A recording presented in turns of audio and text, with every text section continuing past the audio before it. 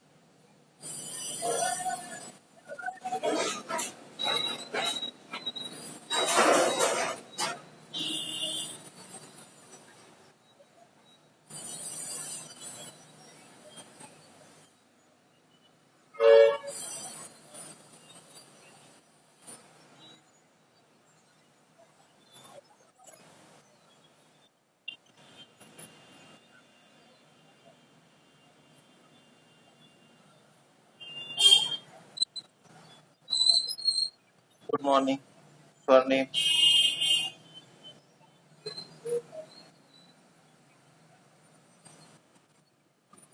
Good morning आचल।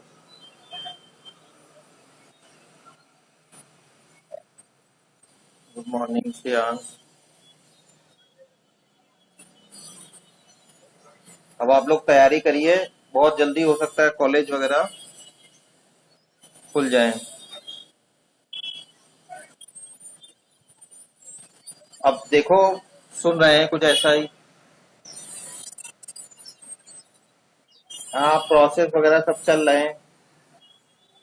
हम लोग भी अब 2 दिन कॉलेज जाने लगे हैं। कल मंडे और वेडनेसडे को भी अब कॉलेज जाने लगे हैं, इसलिए कल थोड़ा लेक्चर भी मॉर्निंग में डिले शुरू हुआ था। अभी पॉलिसी सब वगैरह बन रही है, क्या होगा क्या नहीं होगा। बस आप लोग अपनी इम्यूनिटी बढ़ाए रहिए, थोड़ा अपने आप को जो है एक्सरसाइज करते रहिए और कंट्रोलिंग,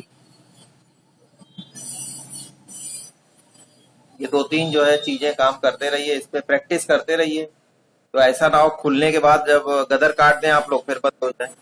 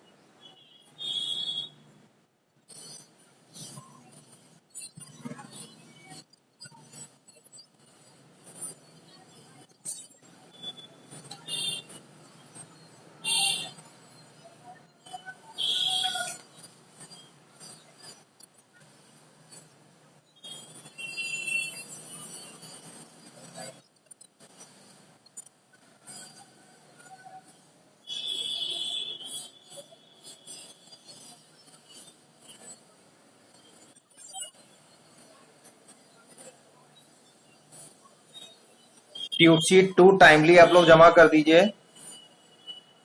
ठीक है। अभी लगभग 3 दिन आपके यहाँ छुट्टी है।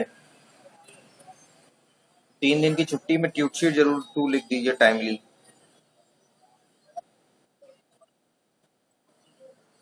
शायद शाम तक नोटिस आपको मिल जाएगी, मोस्ट प्रोबेबली।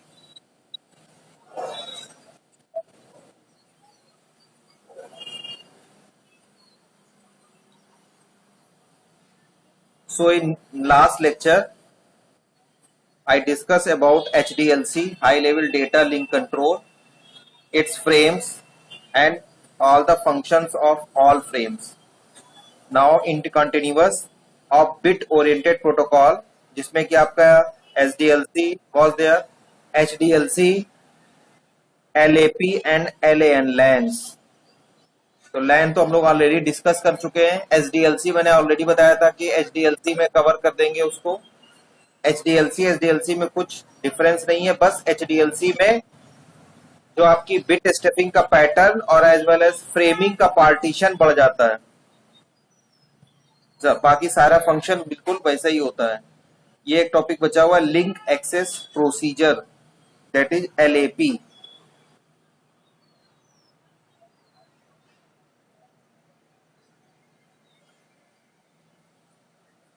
हम लोग सिर्फ नेटवर्किंग का यूज करते हैं, लेकिन जो हम लोग यूज करते हैं उसके बिहाइंड इतने सारे प्रोटोकॉल और मैकेनिज्म कॉन्सेप्ट वर्कआउट होते हैं.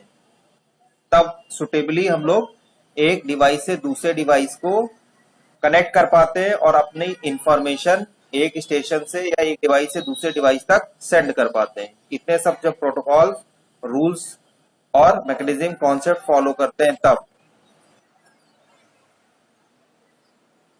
ओके, तो यहाँ पे जो हम लोग बात करेंगे इसमें link access protocol, that is LAP, balanced B variation इसका काम होता है. Balance, B state for balance.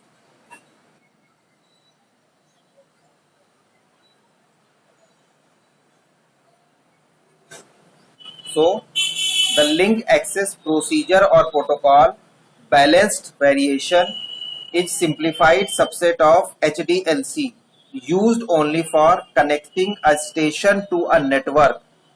It is only used, balance का मतलब किसी भी स्टेशन को नेटवर्क से कनेक्शन में ही ये मेन फंक्शन अपना करता है. helps to connect any station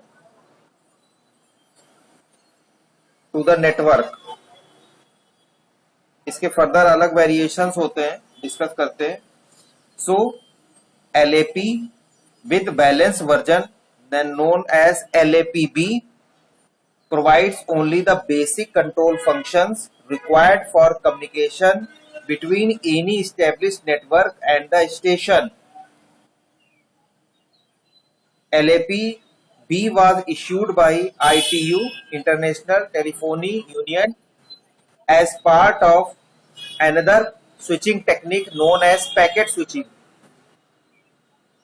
LAPB followed the concept of packet switching and network interface standards. It provides only asynchronous balance mode. It provides only asynchronous balance mode. इसके दो types होते हैं. First one is link access procedure और protocol, that is your D channel. D channel आपने कभी इसके पहले भी पढ़ा है ISDN में.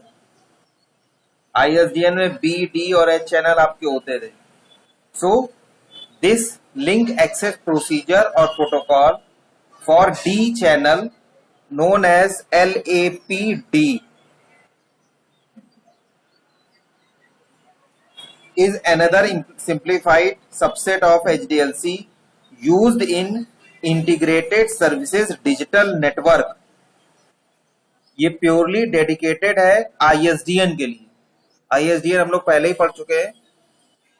Integrated switch digital network is standard line for establish your network and connect two or more stations. LAPD was issued by ITUT as part of its sets of recommendation on the basis of ISDN and only for ISDN. इसी का दूसरा type है आपका link access procedure या protocol, that is for modem. LAP M, ये modem के लिए use होता है। LAP भी ठीक है, ये तो बैलेंस के लिए हो गया, इसमें सीधे किसी भी स्टेशन को नेटवर्क से एस्टेब्लिशमेंट में ये वर्कआउट करता है, हेल्प करता है, सारा फंक्शन उसी पे इसका होता है, मेन कंट्रोल करता है to the connection of any station to the network. LAPD आपका डी चैनल, यानी it is dedicated for ISDN, जहां पे आप ISDN की बात करते हैं, ISDN अगर स्टेब्लिश्ड आपका नेटवर्क है तो वहां पे LAPD वर्जन यूज होता है। इसका काम भी सेम वही है कि आपके किसी भी स्टेशन को ISDN लाइन से कनेक्ट कर देता है। सेकेंड वर्जन इसका LAPB का link access procedure protocol, that is only for modem. Link access procedure modem is also simplified version और सबसेट ऑफ HDLC। ये सब कुछ HDLC के सिंप्लीफाइड वर्जन होते हैं for modems only. It is dedicated for modem. It is design to asynchronous to synchronous conversion. जहां पे आप बात करते हैं एसिंक्रोनस को सिंक्रोनोजन में कन्वर्ट करने की, वहां पे ये ज्यादा यूजफुल रहता है। That is also used in error detection and retransmission. His main work is error detection and retransmission.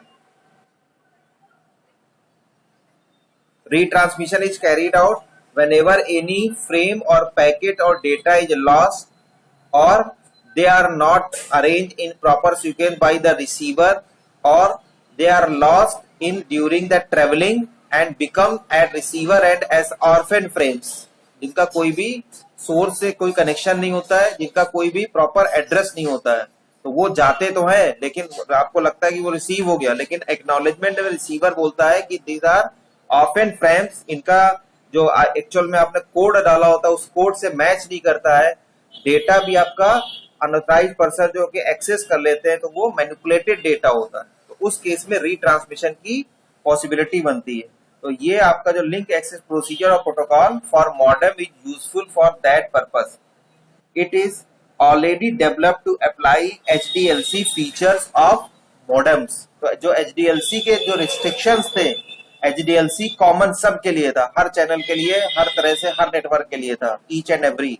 But जो LAP है ये इसने वेरिएशन डिसाइड कर दी है कि ये इस चैनल के लिए रहेगा, ISDN के लिए रहेगा, मॉडेम के लिए रहेगा और ये जनरल रहेगा। मेन काम इनका यही होता है LAP का कि ये यूजफुल होता है आपके स्टेशन को किसी भी नेटवर्क में कनेक्ट करने के लिए। किसी भी स्टेशन को आप नेटवर्क से इसको इजीली कनेक्ट कर सकते हैं। So this is all about the HDLC and bit oriented protocol, जिसमें कि हमने आपको HDLC, HDLC, LAP और लेंस आप ऑलरेडी अवेयर हैं, ये डिस्कस हो गया। Now come to the our original topic.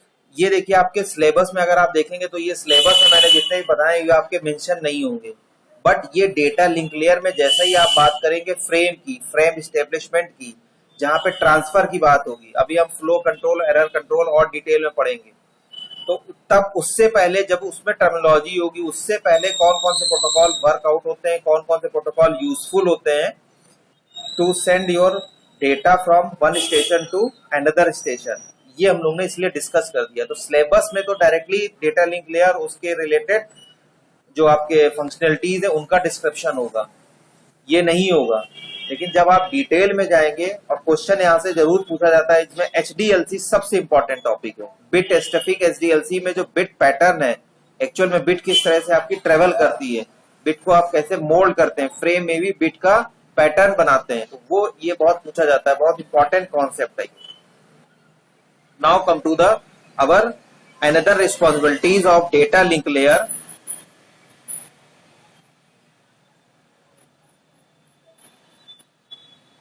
ये हम लोग डिस्कस कई बार कर चुके हैं। OSI मॉडल में भी लोगों ने प्रेजेंटेशन दिया था, अच्छा प्रेजेंटेशन दिया था।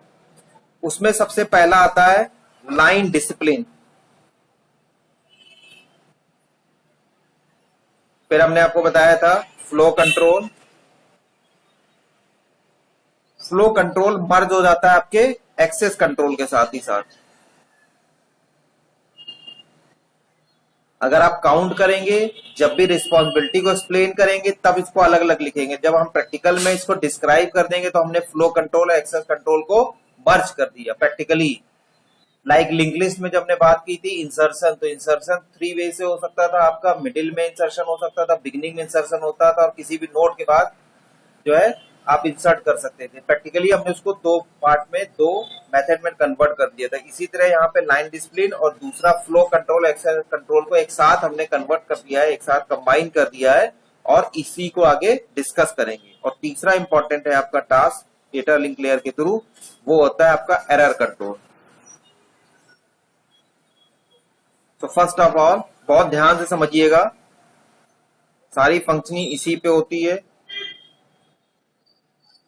As a developer, software developer, even your work is only for software development, यानी आपको सिर्फ फॉर्म बनाने, पेज बनाने, आप में बहुत सारे लोगों ने बहुत अच्छा प्रोजेक्ट भी बनाया है, बहुत अच्छा काम किया लोगों ने, लेकिन अभी भी जहां नेटवर्किंग की बात है, जहां कनेक्शन की बात है, आप सभी ने जो है सर्वर साइड स्क्रिप्टिंग की है, लेकिन कनेक्शन किस तरह से करेंगे, डिप्लॉयमेंट की जब बात होती है तो इसमें नेटवर्किंग का कॉन्सेप्ट बहुत इंपॉर्टेंट है। और ये जरूर, चाहे आप फाइनल प्रोजेक्ट प्रेजेंटेशन देंगे या किसी भी कंपनी में इंटरव्यू के लिए जाएंगे, तो ये सब बेसिक्स ओएसआई मॉडल की जो बेसिक रिस्पॉन्सिबिलिटीज हैं, बेसिक प्रोटोकॉल है, और जितने भी हम लोग ने पढ़े हैं, these are all basic concept and protocols, you must aware about of that all protocols.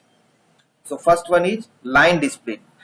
Line discipline is the mechanism, as name suggests, that is discipline. Discipline का मतलब यहाँ पे एक proper hierarchy और rule बना होता है, and all station followed that rule and hierarchy according to the जो भी established आपके rule regulation published हो गए in entire network. So line discipline basically dedicate and fix the role, who is send data, which station is initiate first, which is, station is initiate at second time, and which station is initiate simultaneously as per the their allocation time, and when it is sent, also the actual duration of time which is allotted to each and every station.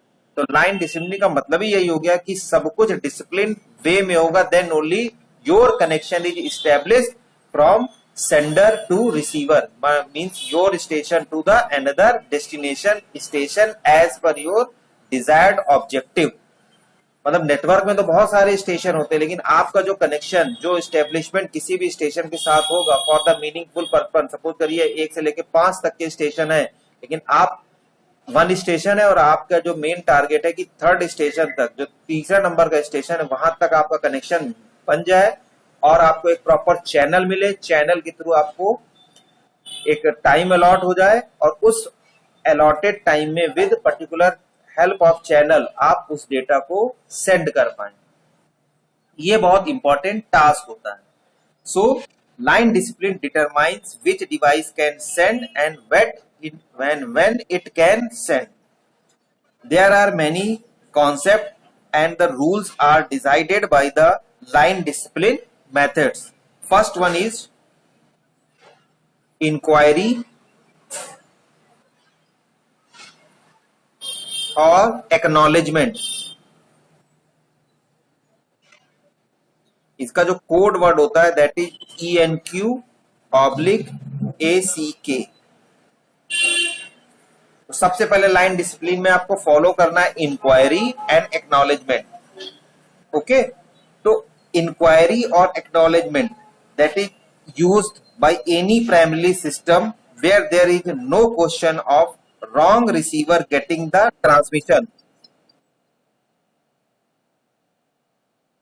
Means सबसे पहले जब भी आप किसी भी station को, another station को data send करना चाहते हैं, उससे पहले उसके बारे में पूरी इंक्वायरी कर लीजिए कि is there your right destination, क्या इसी स्टेशन को आप डेटा सेंड करना चाह रहे थे, और क्या वो station is ready to receive your packet. पहले ये आप इंक्वायरी कर लीजिए, और इंक्वायरी करने का मतलब मेथड अभी आपको बताएंगे, उस मेथड से आप इंक्वायरी करेंगे, and also you must wait for their acknowledgement. उसके एक्नॉलेजमेंट का भी आपको वेट करना। ये नहीं कि आपने इंक्वायरी करी या कोई एक रिक्वेस्ट भेज दी और बिना उसके एक्नॉलेजमेंट के, बिना उसकी किसी भी कंसेंट्रेशन के कांस्टेंट के बिना आपने उसको डेटा अपना सेंड कर दिया। ये पॉलिसी यहाँ पे नहीं होती। That's why it is known as line discipline. Proper आप इंक्वायरी मैसेज सेंड करेंगे और इंक्वायरी मैसेज सेंड करने के बाद you must wait till acknowledgement is not received by you. ये पूरा इसका कॉन्सेप्ट है यहाँ पे main. So in this you must inquiry to your desired station whether the station whatever you choose as destination is correct or not correct, or where the station is ready to receive your data or information whatever you decided to send. Okay, inquiry, that is ENQ or ACK, these are protocols coordinate which delivery may start any device for transmission and whether or not the intended recipient is ready and enabled. Okay, using ENQ and ACK, these are the protocol or the command. A station can be initiated by either station on a link as long as both are equal of rank. Means जो भी आपने device बना के रखी, जो station है वो equal rank का ना हो। ऐसा ना हो कि आप सर्वर पे रिक्वेस्ट भेज रहे हैं। अगर सर्वर पे रिक्वेस्ट भेज देंगे तो उसका टास्क दूसरा होगा, उसके लिए कमांड आपका दूसरा होगा। यहां पे बात हो रही है स्टेशन टू स्टेशन। तो इक्वल रैंक का मतलब आप अपने इक्विवेलेंट स्टेशन को ही मैसेज सेंड करेंगे। अगर सर्वर पे भेजना है तो उसके लिए अदर परमिशन, अदर प्रोटोकॉल और अदर रूल आपको स्टैब्लिश करने पड़ेंगे। तो अगर इस सिनेरियो को आप प्रैक्टिकली समझना चाहें, सपोज करिए this is your station A, that is your आपका primary station, and this is station B, it is your secondary station. You can also say that this is your sender, this is your receiver. तो सबसे पहले ये ध्यान रखना है whenever you are send any data और दोनों के बीच में कनेक्शन हो गया तो इसका मतलब ये नहीं कि हमेशा सेंडर ही, ये वाला जिसको आपने सेंडर ए मान लिया है, इसको ही डेटा सेंड करना है। हो सकता है जब आपने कनेक्शन किया तो ये कह रहा है नहीं मेरे पास बहुत इंपॉर्टेंट सोफिस्टिकेटेड डेटा है, so this station wants to send their data at first position और फर्स्ट प्रायोरिटी। जब भी आपने कनेक्शन स्टैब्लिश कर लिया है तो वाइस वर्सा कनेक्शन है यहाँ पे। जब आप इंक्वायरी करेंगे तो इस तरह का केस भी यहाँ पे आपको ध्यान रखना पड़ेगा। तो there are some questions between establish any station, वो आपको डिसाइड कर देने चाहिए, म्यूचुअली अंडरस्टैंडेबल होने चाहिए दोनों स्टेशन ए और बी के बीच में। फर्स्ट क्या क्वेश्चन है पहला, who should start. First question is who should start? Whenever there is connection established, processor is carried out और दोनों के बीच में कनेक्शन हो गया, चैनल भी एलोकेट हो गया कि by this medium you are required to send your data, तो इसमें से पहले कौन स्टार्ट करेगा। ऐसा नहीं हो कि आपने इसको सेंडर समझ लिया तो फिर आपका ही फंडामेंटल राइट हो गया कि ये स्टेशन ए ही सेंड करेगा, क्योंकि हमने बताया यहाँ पे जो आपका कम्युनिकेशन सिस्टम होता है या मोड होता है वो आपका फुल डुप्लेक्स मोड होता है, दोनों लोग सेंड कर सकते हैं, लेकिन कोलिजन ना हो, डेडलॉक की पोजीशन ना हो, इसलिए आप क्या करते हैं एट ए टाइम वेट कर लेते हैं with mutual understanding and establish protocol. उसके थ्रू आपकी ये जो अंडरस्टैंडिंग हो जाती है।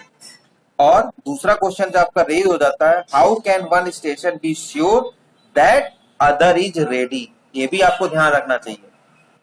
So how can one station be sure that the other station या अदर इज रेडी। ये दो क्वेश्चन हमेशा म्यूचुअली आप लोग बात कर लीजिए, और ये क्वेश्चन आपके लिए भी है और जो एज ए सेंडर और जो रिसीवर एंड है उसके लिए भी है कि कौन सबसे पहले प्रोसेस को स्टार्ट करेगा, और ये कैसे पता चल जाएगा कि दूसरा स्टेशन चाहे आप B to A सेंड करें या E to B सेंड करें, तो स्टेशन रेडी है आपके पैकेट या फ्रेम या डेटा को रिसीव करने के लिए। ये हमेशा ध्यान रखना चाहिए। और इसलिए मैंने बताया ये चाहे किसी भी कम्युनिकेशन मोड में क्यों ना हो, वैसे मोस्ट प्रोबेबली ये फुल डुप्लेक्स में ही होता है, लेकिन अगर हाफ डुप्लेक्स में है तब भी ये चीज आपको ध्यान रखनी है। सिंप्लेक्स है तो वहां पे ये वर्कआउट नहीं होता है, ये एप्लीकेबल नहीं है, क्योंकि सिंप्लेक्स में ये ऑलरेडी डिसाइडेड होता है कि कोई ना कोई एक स्टेशन ही डेटा सेंड करेगा। ये प्रॉब्लम आती है जब आपका डुप्लेक्स यानी हाफ डुप्लेक्स या फुल डुप्लेक्स होता है, then only this problem is arises. ठीक है, अब इसकी एक्चुअल में वर्किंग किस तरह से होती है। द इनिशिएटर, कोई भी स्टेशन हो, चाहे आपका ये ए हो या बी हो, तो the initiator first transmit a frame called inquiry, that is ENQ, asking if the receiver is available to receive the data. The receiver must answer either with an acknowledgement, that is your ACK, or the negative acknowledgement, that is known as NAK.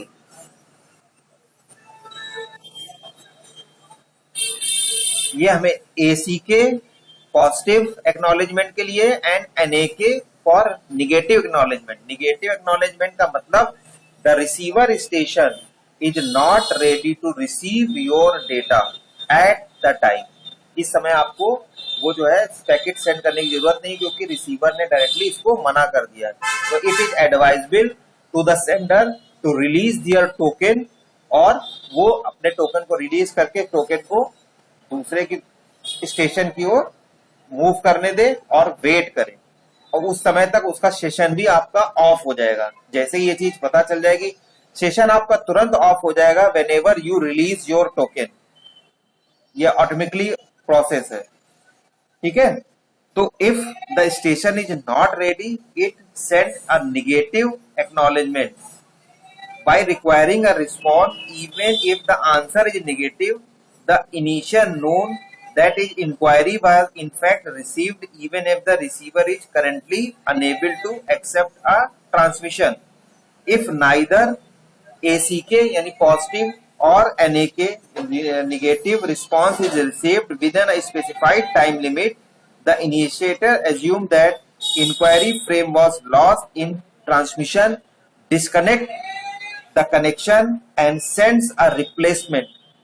ये obvious process है कि जैसे ही आपको लगा कि आपको जो है एक्चुअल इंटरवल ऑफ टाइम में या जो भी आपका स्टेब्लिश टाइम है उसमें डेटा और एक्नॉलेजमेंट रिसीव नहीं हुआ, किसी तरह का मैसेज नहीं आया, चाहे वो नेगेटिव या पॉजिटिव रिस्पांस भी नहीं आया, तो उसी समय आप कनेक्शन को, मैंने आपको बताया, टोकन रिलीज कर देंगे। टोकन रिलीज का मतलब ऑलरेडी आपका कनेक्शन डिस्कनेक्ट हो जाएगा, और उसके बाद आप चाहे तो नया टोकन कैप्चर करिए। कुछ लोग ये भी करते हैं कि उस टोकन को रिलीज ही नहीं करते हैं, मीन टाइम वो सर्च आउट करते रहते हैं, क्योंकि उन्हें तो अपना डेटा सेंड करना ही करना है, टोकन एक बार मिल चुका है। तो बिफोर रिलीजिंग द टोकन, अगर उनको लग रहा है कि मीन टाइम दूसरा स्टेशन, सपोज करिए बी की जगह सी स्टेशन जो है उसके पास डेटा सेंड करना है, तो आप उसी टोकन को कैप्चर करके और इन्फॉर्म कर देंगे और सारा प्रोसेस रिवर्क हो जाएगा, तो आप स्टेशन सी को डेटा सेंड कर सकते हैं। Okay, whenever these process is over, यानी आपने सी स्टेशन को अपना डेटा सेंड कर दिया, उसके बाद आपका कनेक्शन सीधे सीधे मैंने आपको बताया डिस्कनेक्ट हो जाएगा, और एंड ऑफ ट्रांसमिशन का एक मैसेज आप उस पर्टिकुलर स्टेशन को सेंड कर देंगे, जिससे कि पता चल जाए कि अब कोई ट्रांजेक्शन नहीं है। यानी हम सी की बात कर रहे हैं, बी की बात नहीं कर रहे हैं। Means C station is ready to receive your data. It sends you positive acknowledgement, that is your ACK. You send your data which is dedicated for C station. Then after the successful sending your data and receiving the positive response that all the data whatever you send to the receivers, that is C station, then you must initiate a command, that is your EOT, end of transaction or end of transmission. This is end of transmission. So this all procedure is you can understand with the help of a diagram. मैं आपको बता देता हूँ एक diagram. क्योंकि जो भी आप कॉन्सेप्ट डिस्क्राइब करें उसको एक बार डायग्राम से रिप्रेजेंट जरूर कर दें। ये आपका स्टेशन ए है, ये आपका स्टेशन सी है, क्योंकि बी को मैं ऑलरेडी रूट आउट कर चुका हूं कि B is not ready to receive your data. That's why हमने यहाँ पे सी स्टेशन का नाम ले लिया है। ठीक है, तो सबसे पहले जो स्टेशन सी है ये एक इंक्वायरी सेंड करेगा टू स्टेशन सी। इस इंक्वायरी के अगेंस्ट में जो स्टेशन सी है ये आपको एक एक्नॉलेजमेंट सेंड कर देगा। ये आपको एक एक्नॉलेजमेंट सेंड करेगा। एसीके का मतलब सीधे सीधे ये हुआ कि ये रेडी है, C station is ready to receive your data. जैसे ही इसने आपने जो है एक्नॉलेजमेंट आपको मिला, आपने तुरंत अपना डेटा सेंड कर दिया। आपने डेटा सेंड कर दिया, डेटा यहां इसको मिला तो इसने इसके अगेंस्ट में आपको एक्नॉलेजमेंट सेंड कर दिया। इस डेटा के अगेंस्ट में ये एक्नॉलेजमेंट है। जब आपको एक्नॉलेजमेंट मिल गया तब आपने दूसरा पैकेट यानी दूसरा डेटा सेंड कर दिया। डेटा सपोज करिए 2 है, दिस इज योर 1। इसके अगेंस्ट में भी आपको एक्नॉलेजमेंट मिल गया, दैट इज ACK2। डायग्राम जरूर बना लीजिए, बुक में इस तरह से नहीं बना होगा, ध्यान रखिएगा। बुक में हो सकता है आपको मिल जाए, पीपीटी मिल जाए, बट इस तरह से नहीं मिलेगा। ठीक है, ACK2 यानी ये डेटा 2 का एक्नॉलेजमेंट है। और अब आपके पास 2 ही सपोज करिए डेटा है, तो जब आपको इसका एक्नॉलेजमेंट मिल गया, now there is no data to send for the station C, तो आप तुरंत क्या करिए, एक एंड ऑफ ट्रांजेक्शन का मैसेज या कमांड स्टेशन सी को सेंड कर दीजिए। This is end of transaction और एंड ऑफ ट्रांसमिशन। ठीक है, ये आपका स्टेब्लिश टाइम जो भी एलोकेटेड है वो आपको हो गया। इस पूरे प्रोसेस में यहां आपका हो गया, दिस इज आपका कनेक्शन स्टैब्लिशमेंट है, यानी इंक्वायरी आप कर रहे हैं, this is your connection establishment process. आप जो ये डेटा सेंड कर रहे हैं या एक्नॉलेजमेंट मिल रहा है, this is data transfer process. And यहां पे आपने एक रिक्विजिशन दी है कि आपका अब आपके पास कोई डेटा नहीं है और कनेक्शन क्लोज हो जाए, तो ये आपका टर्मिनेशन है। मैं एंड ऑफ टर्मिनेशन नहीं लिखता हूं, यहां पे डायरेक्ट आप टर्मिनेशन लिख दीजिए या एंड ऑफ टर्मिनेशन कर दीजिए।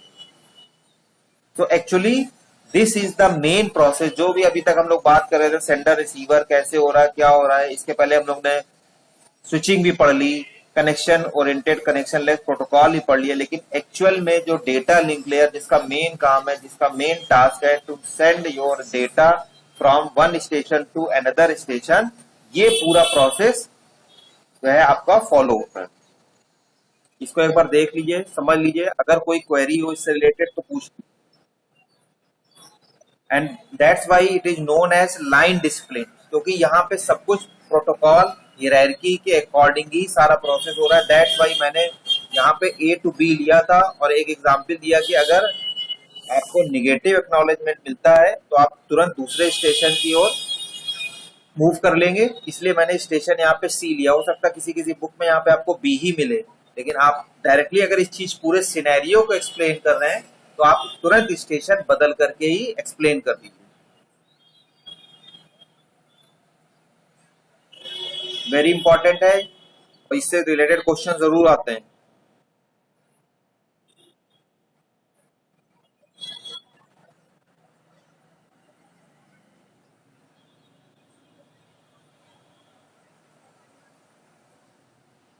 आकृति, प्रोसेस समझ में आ गया? कोई क्वेरी है तो पूछिए।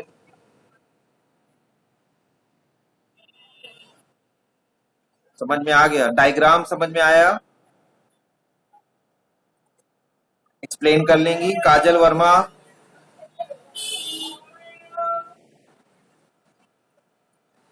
हाँ, समझा लेंगी।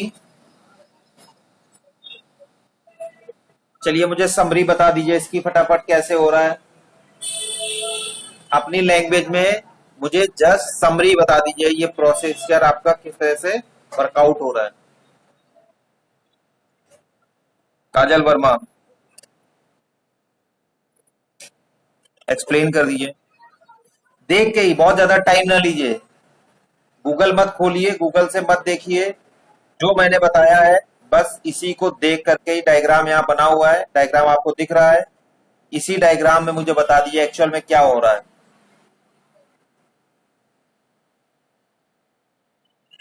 हाँ, okay.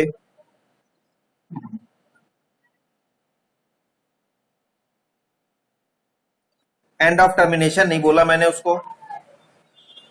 End of termination station नहीं होता है, एंड ऑफ टर्मिनेशन जो है ये प्रोसेस का एंडिंग पॉइंट है। हाँ, आपने शुरुआत यहां से की तो यहां से तब नीचे आइए। ये सीधे स्टेशन ए स्टेशन सी है, इसको हमने सेंटर मान लिया है, इसको रिसीवर मान लिया है, और मैंने आपको यहाँ पे पहले बता दिया है ये वाइस वर्सा प्रोसीजर भी होता है। ये डिपेंड करता है क्योंकि आप पहले ही इंक्वायरी में ये सेट कर लेते हैं कि कौन इसमें सेंडर बनेगा, कौन रिसीवर होगा। बाय डिफॉल्ट हम लोग सेंडर को लेफ्ट साइड रखते हैं, रिसीवर को राइट साइड रखते हैं, लेकिन ये कंपलसरी नहीं है। राइट टू लेफ्ट भी प्रोसीजर आपका हो सकता है, ये कंपलसरी नहीं है। Now explain.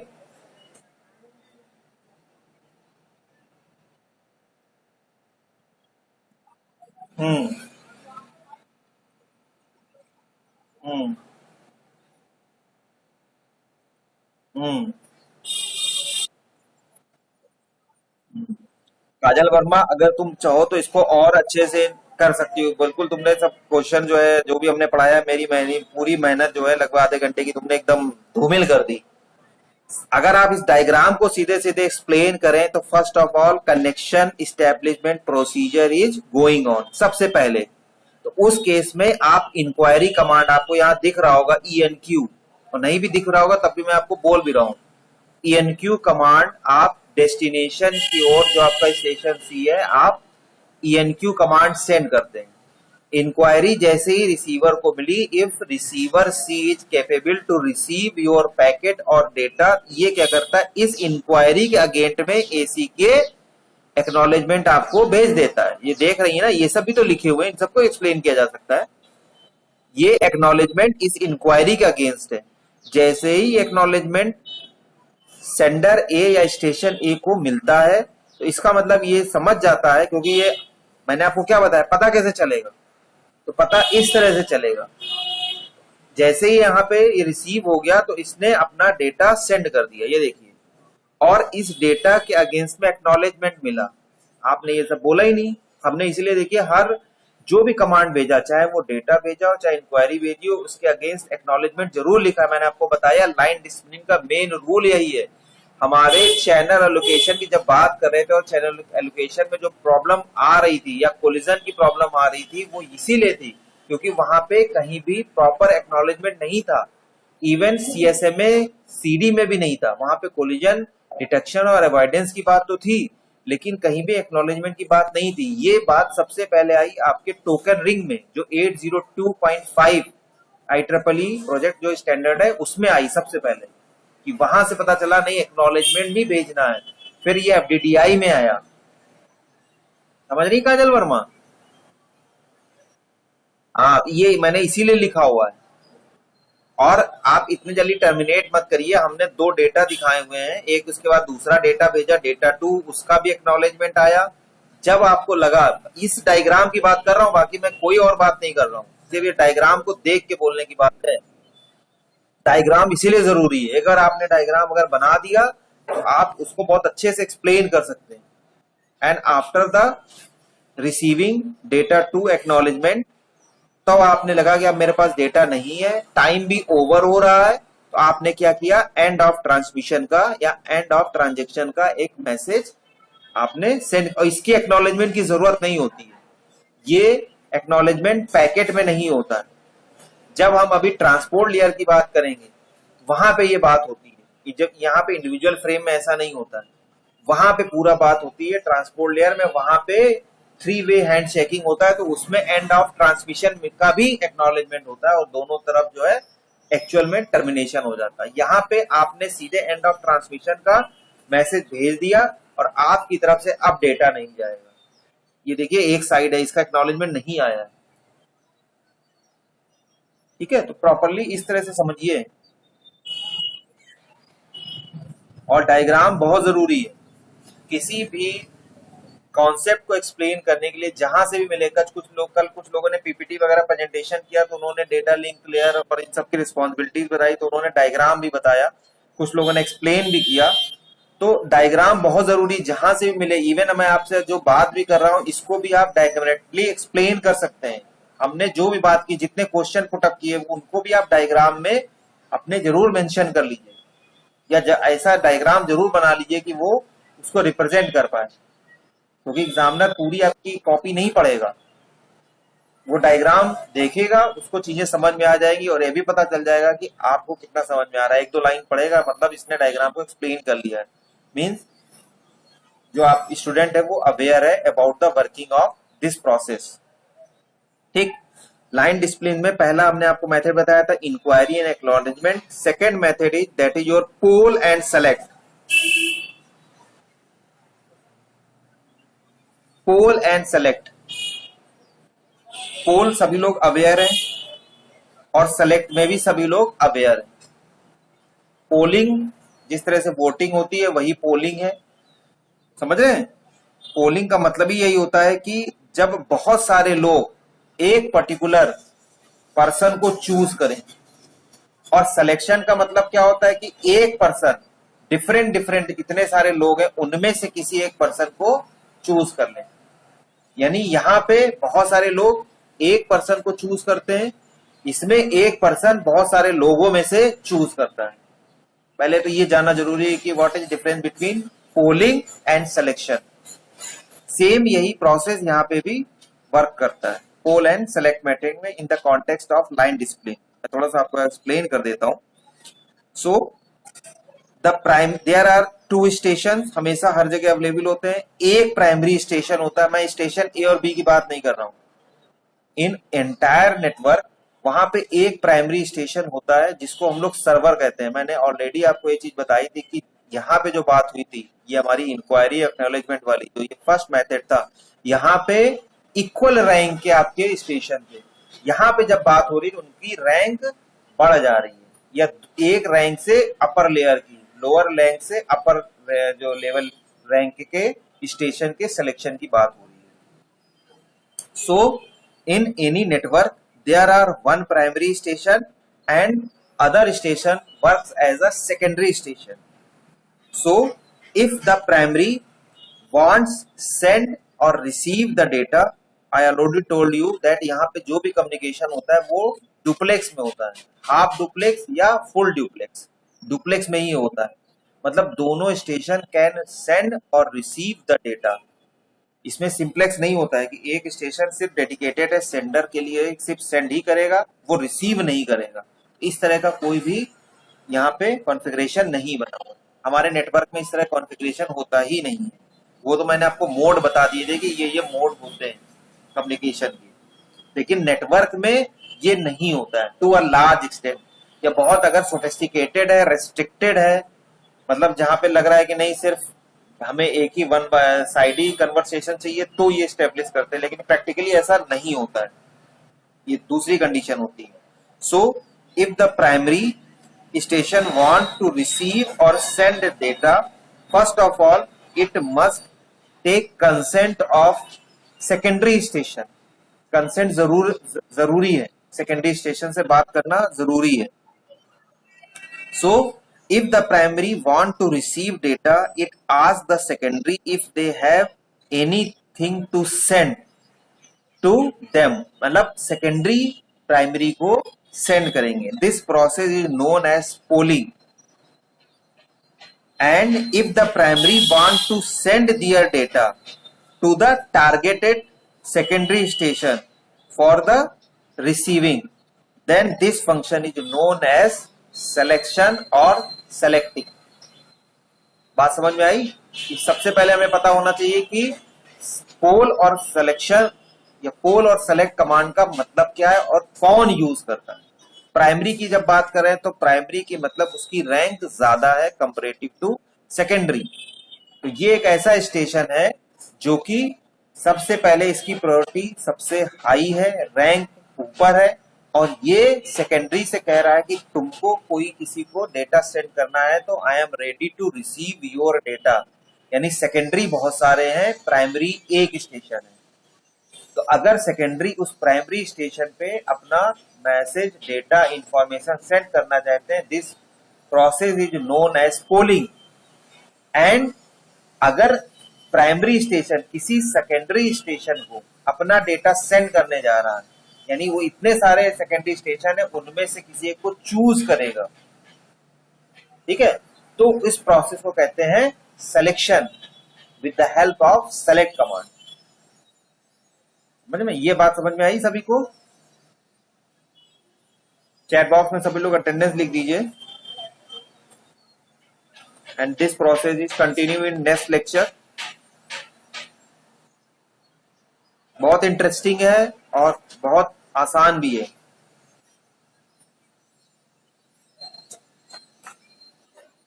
Don't leave the class.